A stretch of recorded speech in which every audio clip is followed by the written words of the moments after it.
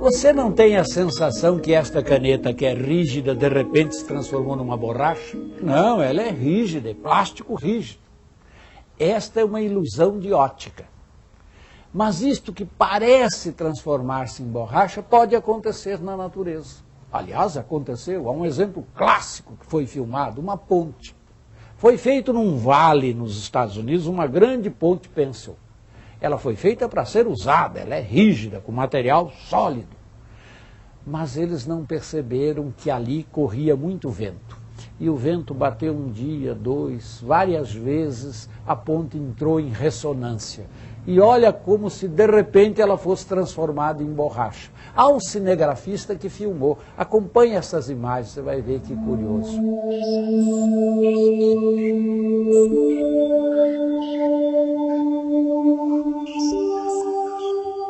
Ela deforma-se e rompe.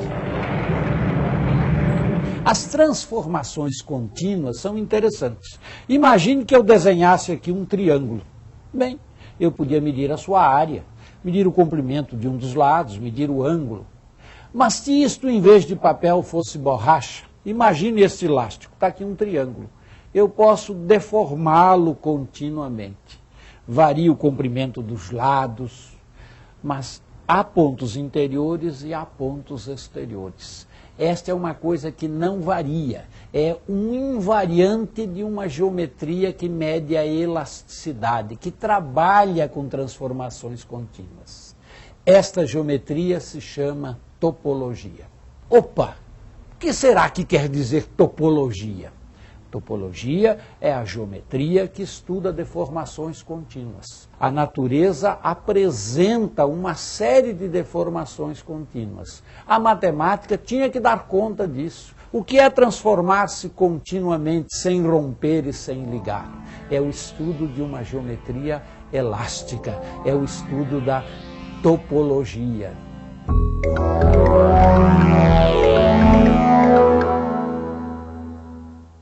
Topologia é um tipo de geometria em que comprimentos, ângulos e formas podem ser alterados por transformações contínuas e reversíveis.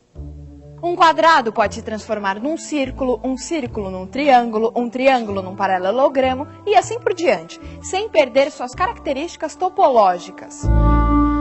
Para o topólogo, todas as formas geométricas são uma só, porque ele estuda apenas as propriedades que não se alteram com as transformações, ou seja, as que estão presentes na continuidade.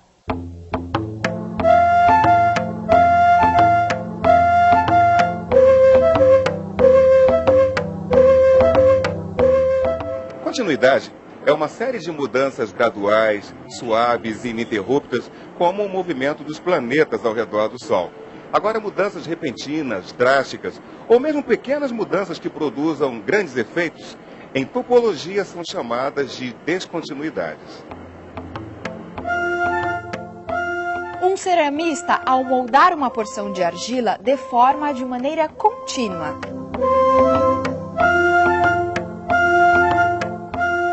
Mas se ele arranca um fragmento, a deformação se torna descontínua, não topológica. Pintores como Lúcio Fontana, por exemplo, não conseguiram resistir ao desafio de experimentar a descontinuidade, buscando novos efeitos a partir de cortes nas superfícies planas das telas. Sem conhecer a topologia, Fontana usou do seu conceito para provocar o mundo das artes.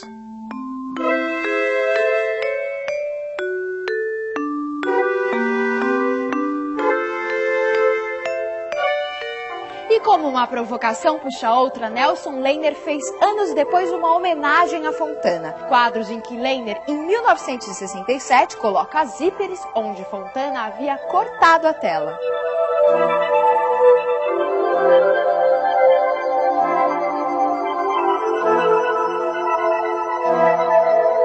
Um dos objetos mais curiosos e estudados pela topologia é a faixa de Möbius. Uma tira de papel, evidentemente, tem duas superfícies.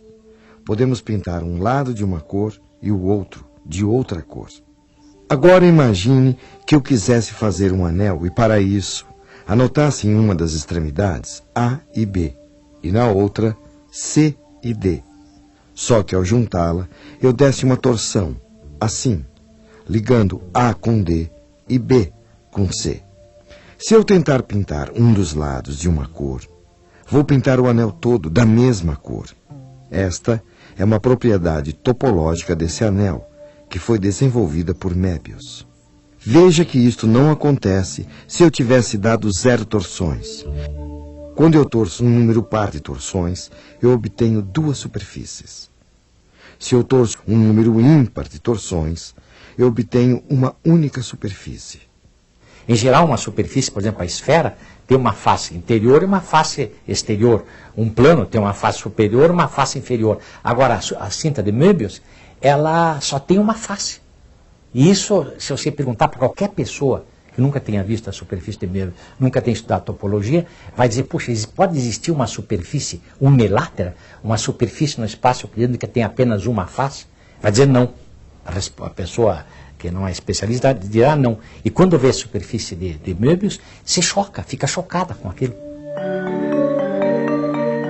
Eu acho que a razão básica pela qual essa cinta de Möbius inspirou tanta gente em arte, psicanalistas como Lacan, tudo, é por esse fato surpreendente que ela encerra, de ser uma superfície que só tem uma face. Não é possível distinguir uma face de cima, uma face de baixo, uma face do lado, não dá. Sem se preocupar com conceitos matemáticos, a artista plástica Lygia Clark, uma das líderes do movimento neoconcretista, que viveu no Rio de Janeiro nas décadas de 50 e 60, criou a proposição Caminhando e encantou-se com a ideia de obras que tivessem esse tipo de transformação contínua.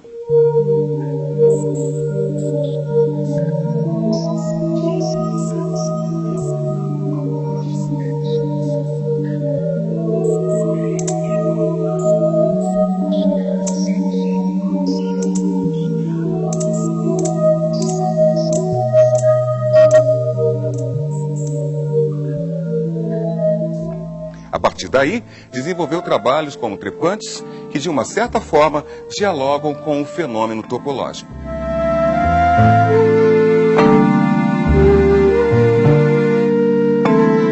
A transformação contínua também motivou a criação da série de objetos articulados batizados como bicho, que, quando manipulada, pode se transformar a cada momento numa obra diferente.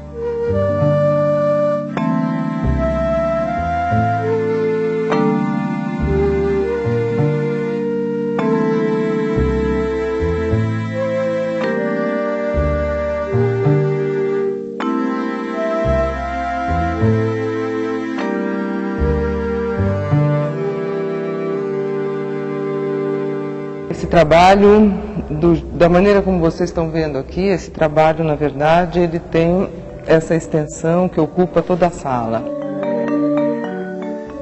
Mas, inicialmente, ele foi pensado, são essas barras de ferro que foram pensadas com um desenho geométrico muito rigoroso, formando uma espécie de uma planta baixa de arquitetura num espaço mínimo. É como se fosse o que eu chamei de casa mínima, ou de parede rasa.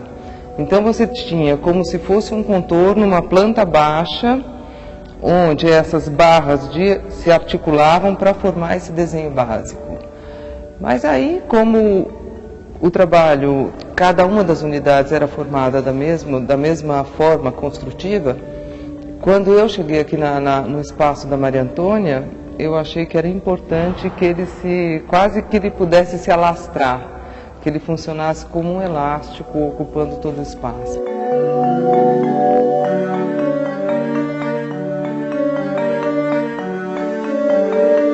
Essa ideia de elasticidade, de abertura para o mundo, de poder se desenhar de forma diferente, dependendo do espaço onde ela é apresentada, isso sempre teve. Esses módulos semelhantes e dessemelhantes entre si, que se combinam, se ampliam ou se reduzem conforme o espaço onde eles são colocados.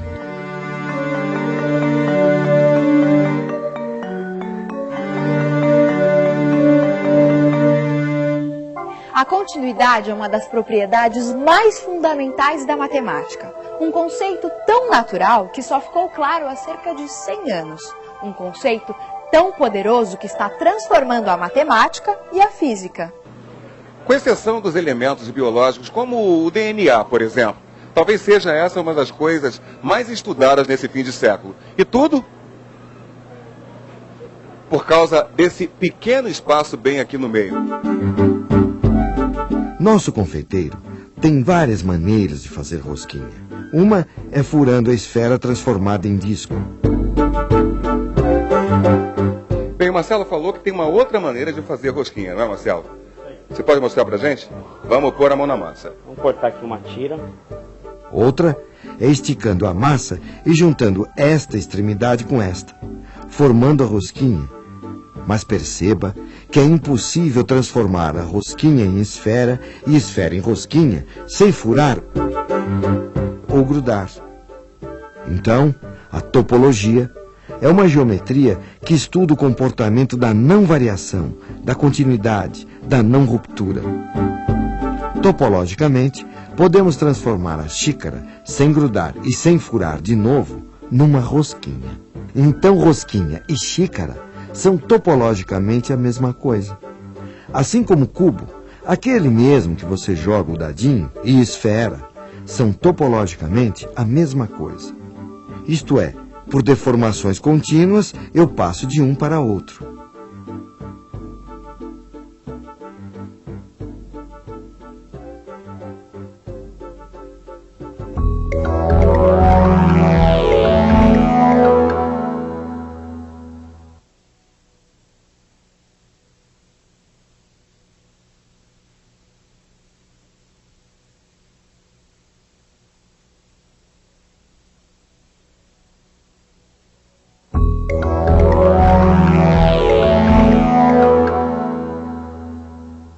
Imagine um rio, e neste rio, duas ilhas. É isto exatamente o que acontece na cidade de Königsberg. As duas ilhas são ligadas às margens do rio por 7 pontes. Assim, a ilha maior tem 4 pontes. A outra ilha tem 2 pontes. Todas ligando as ilhas ao continente. E a 7ª liga 2 ilhas. A questão era demonstrar, através da matemática, um fato constatado pelos habitantes da cidade todos os dias.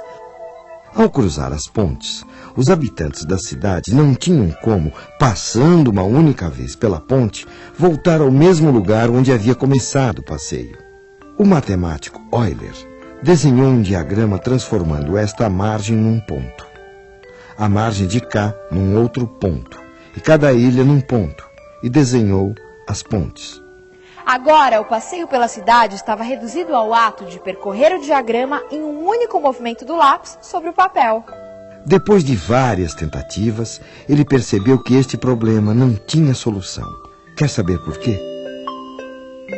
Nesta ilha chegam 3 pontes, ou seja, um número ímpar. Nesta chegam 5, ela também é ímpar. Nas margens chegam 3, ímpar de novo. Mas se apagássemos esta ponte que liga as duas ilhas, teríamos as margens com números ímpares de pontes e as ilhas com números pares. Então, o problema passa a ter uma solução intermediária. Eu, partindo desta margem, chego na outra, passando uma única vez pelas pontes, mas não volto para a mesma margem. Eu poderia acrescentar uma ponte que ligue direto às duas margens e todos os pontos teriam um número par de pontes. Pronto! Partindo de um ponto, poderemos retornar a ele, passando uma única vez por cada ponte. Isso só é possível quando todos os vértices são pares. Esta é a solução que Euler deu a este problema. Porque todos os vértices são pares, segundo o teorema de Euler, podemos desenhar uma estrela de 5 pontas sem tirar o lápis do papel e retornar ao ponto de partida. Já, ao riscarmos um envelope, andando uma única vez em cada caminho, eu cubro o envelope. Mas apenas se partirmos do vértice ímpar. E mesmo assim, não voltaremos ao ponto de partida. Aplicando a mesma regra, podemos dizer num relance, sem perder tempo com tentativas, se podemos fazer o mesmo com as figuras mais complicadas, como essas que você está vendo. Problemas topológicos vêm perseguindo matemáticos e leigos desde a antiguidade. Conta-se que um califa persa utilizou um desses problemas para desencorajar os pretendentes de sua filha. A bela princesa só se casaria com um homem que conseguisse unir esses 6 pontos, correspondentes 2 a 2, com 3 linhas que não se cruzem. Eu acho que essa princesa jamais se casou, porque esse problema parece fácil, mas não tem solução. Pode tentar. Se o califa achasse que as filhas fossem casadoras, ele poderia manter 1, 2, 3 e 1, 2, 3. E embora, não podendo passar neste interior, os pretendentes poderiam fazer assim. Mas veja o que fez o califa. Inverteu a ordem. Isto é, o califa, topologicamente, impediu o casamento das filhas.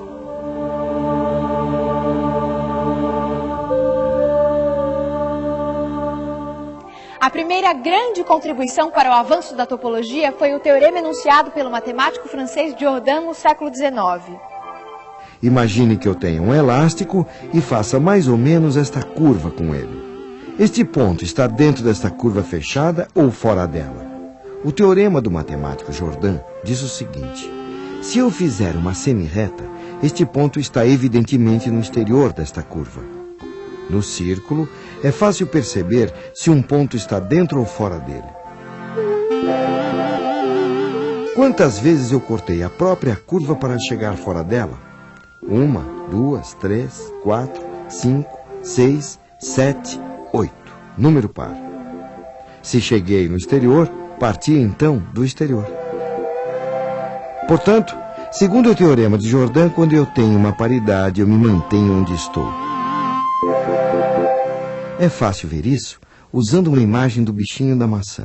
Se ele está dentro e cruzar a casca da maçã uma vez, isto é um número ímpar, ele irá para fora. 2 vezes, isto é par, ele permanecerá no interior. 3 ímpar, fora. 4 par, dentro.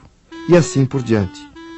Note a semelhança da paridade dos teoremas de Jordan com o teorema de Euler das pontes de Königsberg.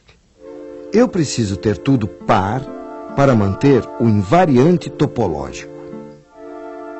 O que Mari Canegai está fazendo nesse momento é pura topologia. Então nós vamos fazer um retângulo primeiro, tá? Em 4 triângulos iguais. Surpresas se sucedem quando decidimos investigar as características topológicas dos objetos. Agora, quem poderia imaginar, por exemplo, que esse belo pássaro não passa de uma folha de papel continuamente dobrada? O origami é a arte de fazer uma infinidade de figuras diferentes a partir de folhas de papel. Tudo depende da maneira como ela for dobrada. Buscando transformar seus poemas em obras tangíveis, artistas e poetas como Júlio Plaza e Augusto de Campos criaram os objetos poemas, onde a descontinuidade do papel possibilita leituras bem diferentes daquelas que o livro tradicional é capaz de oferecer.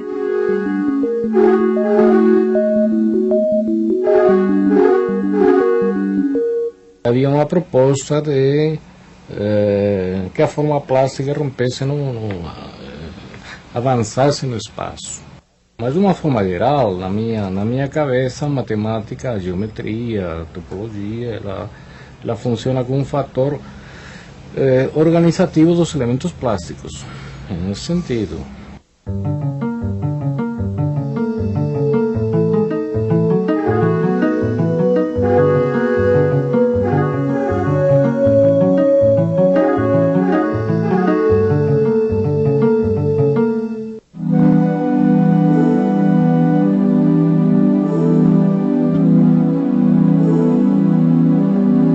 Quando corto e dobro uma chapa de ferro, ou somente corto, pretendo abrir um espaço ao amanhecer da matéria bruta, luz que vela e revela a comunhão do opaco, com o espaço dos astros.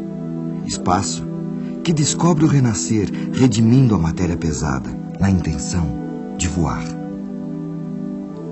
As esculturas de Amílcar de Castro, realizadas com corte e dobra de chapas de ferro planas, são, como ele mesmo costuma dizer, o nascer da terceira dimensão.